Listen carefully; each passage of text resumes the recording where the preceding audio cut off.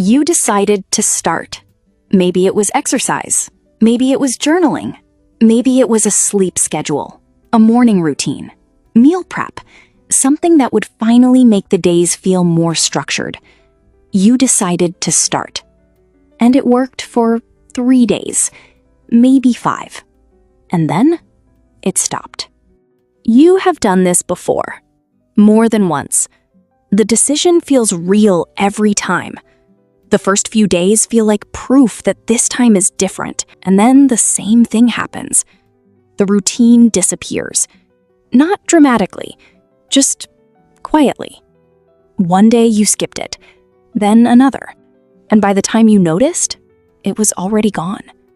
So you told yourself the same thing you always tell yourself, that you lack discipline, that you are not the kind of person who follows through, that other people can do this, but something in you cannot. That story is wrong, and this video is going to show you exactly why. When you live alone, nobody notices when the routine slips. No partner asking if you went, no roommate whose schedule anchors yours, no coworker who sees you every morning and knows without asking. The routine exists only inside your head, and that matters more than most people realize. Because when nobody knows you started, nobody knows you stopped. Nobody knows you skipped it yesterday. Nobody knows that the plan you made on Sunday quietly disappeared by Wednesday. Nobody knows that the version of you who decided to change things is slowly becoming someone you barely remember making. Your efforts exist in a vacuum. The wins are invisible, the slips are invisible. The slow disappearance of the routine is invisible. And that invisibility is not a small thing. It is the entire environment your routine is trying to survive in. Which means every single day, you have to choose it again. Yesterday's decision does not carry into today. Last week's momentum does not survive the weekend. You are not building a habit. You are making the same decision over and over, with nothing outside yourself to hold it in place. That is not a character flaw. That is an impossible system design. And here is what makes it harder than most people admit. When you live with other people, a partner, a roommate, a family member, routines often get absorbed into the rhythm of the environment. Someone else's alarm becomes your cue to wake up. Someone else's mealtime becomes your mealtime. Someone else's movement through the space creates momentum you didn't have to generate yourself. But when you live alone, you are the momentum. You create the rhythm. You maintain the structure. You restart the routine every time life interrupts it. Every single day. And because that work is invisible, people rarely recognize it for what it is. They don't see the extra effort. They don't see the absence of external structure. They just tell you that you need more discipline. And the hardest part is not the stopping. It is what happens after. You restart. You make the decision again. You feel the same hope you felt the first time. And then, a few days later, the same thing happens. And each time the cycle repeats, the story about yourself gets a little heavier, a little more certain, until stopping feels like proof of something. Not proof that the system was wrong, proof that you were. That story is what this video is here to correct. If you have ever felt like two different people, the person who creates the routine and the person who abandons it, this is the part that explains why. Here is what is actually happening. Your brain is designed to conserve energy. Every repeated decision costs something. Every day you choose the routine again, the brain registers it as effort. The problem is not that the decision is difficult, it is that the decision keeps returning. A routine built on motivation asks the brain to renegotiate the same agreement every day, and every day, the negotiation gets harder. Because motivation is not a renewable resource that resets cleanly every morning. It is affected by sleep quality, by how the day went, by how many other decisions you already made, by how quiet the apartment feels when you get home. And effort without external structure gradually loses to the familiar. Not because you are weak, Because the brain is doing exactly what it is designed to do. It returns to the path that requires the least decision-making. The old pattern. The comfortable one. The one that was already there before the routine existed. Here is a concrete example. Think about someone who goes to the gym consistently, but only when they go with a friend. The workout is not easier. The friend does not give them more discipline or more willpower. What the friend gives them is structure, a fixed time, a social consequence for not showing up, an external rhythm that the behavior attaches itself to. The routine survives not because of who they are, but because of the system it lives inside. Now remove the friend. Same person, same gym, same intention. Within a few weeks, the routine collapses. Not because their character changed, because the structure disappeared. When you live alone, there is no external structure interrupting the brain's return to familiar patterns. No shared rhythm, no social consequence, no one who would notice.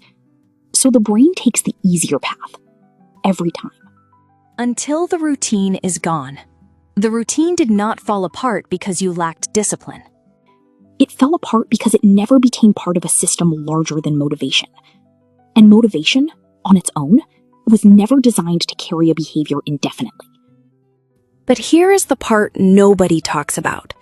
When the friend stops coming, it is not just the accountability that disappears. It is the entire structure the routine was living inside. The fixed time, the social consequence, the external rhythm. All of it, gone. And what remains is exactly what was there before the friend arrived. Just you. And a decision that has to be made again, every single day. This is why so many routines survive in pairs and collapse alone. Not because solo living makes you weaker, because solo living removes the structural scaffolding that most routines secretly depend on. The routine was never yours alone to carry. It was always partly carried by the environment around it. When you live alone, that environment is entirely self-created, which means the scaffolding has to come from somewhere else. And that is exactly what the second half of this video is about. Most advice about routines tells you to want it more, to commit harder, to build stronger habits, to find your why, to track your streaks, to use an accountability app. And maybe you have tried some of those things. Maybe the streak worked for a while. Maybe the app sent you notifications for a few weeks. Maybe you told a friend about the goal and felt accountable. Briefly, here is why those things work temporarily and then stop. They create a surface layer of structure. The streak gives the brain a small external reason to continue. The app introduces a mild social consequence. The friend creates a brief period of accountability. But underneath all of those tools, the routine is still depending on a daily decision. Every morning you still have to choose it. Every evening you still have to negotiate with yourself. The tool reduced the friction temporarily. It did not change the design. So when the streak breaks, when the app notifications become background noise, when the friend stops asking, the routine collapses again. For the same reason it always did. Because it was still running on motivation. Just motivation with a slightly better interface. That advice is asking motivation to do a job that structure is designed to do. Think about the routines that have survived in your life without effort. Brushing your teeth, making coffee, checking your phone when you wake up. You do not decide to do those things. You do not negotiate with yourself about whether today is a good day for it. They happen because they are attached to something else. They are part of a system that already runs. The routines that collapsed were not attached to anything. They depended entirely on you deciding, every single day, to begin. That is the design flaw, not you. And here is the part that does the most damage. Every time a tool stops working, every time the streak breaks, every time the app goes quiet, you do not conclude that the tool failed. You conclude that you failed. Because that is the story that makes the most sense when you are the only person in the room. Nobody else saw the effort. Nobody else saw the consistency you built before it collapsed. Nobody else can tell you that the design was wrong. So the only available explanation, the one that feels most logical, is that something in you could not hold it together. That story is not evidence. It is a conclusion drawn from incomplete information. The information that is missing is this: the tool never changed the underlying design. It only made the daily negotiation slightly easier. And slightly easier is not the same as structurally sound. You do not need more motivation. You do not need a better app. You do not need to want it more. You need to attach the behavior to something that already happens, not a new decision, an anchor. Something that already exists in your day, something that runs whether you feel motivated or not. After you set your coffee mug in the sink in the morning, after you shut your work laptop at the end of the day, after you lock your apartment door when you come home in the evening, after you plug your phone in to charge at night, the behavior follows the anchor. Not because you decided to do it today, because today already happened, and the anchor was in it. You stop asking yourself to remember. You stop asking yourself to negotiate. The system carries the behavior on the days when motivation is low, on the days when the apartment is too quiet, on the days when nothing external is pushing you forward. Because that is what a system does. It runs without requiring a decision. That is the difference between a routine that survives and one that disappears after 5 days. Not willpower, not commitment, not motivation. Structure. And notice what is different about this approach. You are not asking yourself to want it more. You are not building a streak. You are not relying on remembering. The anchor already happens. The coffee gets made whether you feel motivated or not. The laptop closes whether you had a good day or a difficult one. The phone gets plugged in whether the routine felt possible or impossible.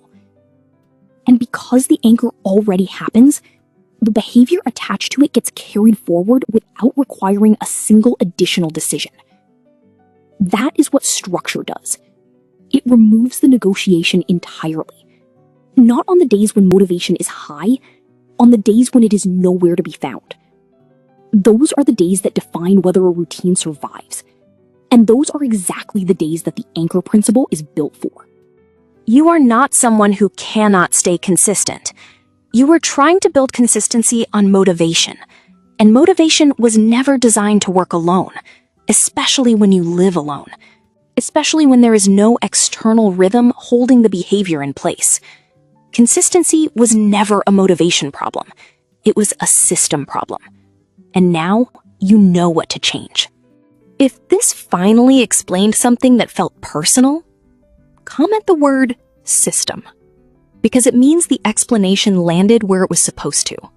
Like the video if this gave you a reason, not just an instruction. Subscribe, because this channel is built for people who are figuring out how to run their lives well, alone. And next, something most people who live alone have felt but never been able to name.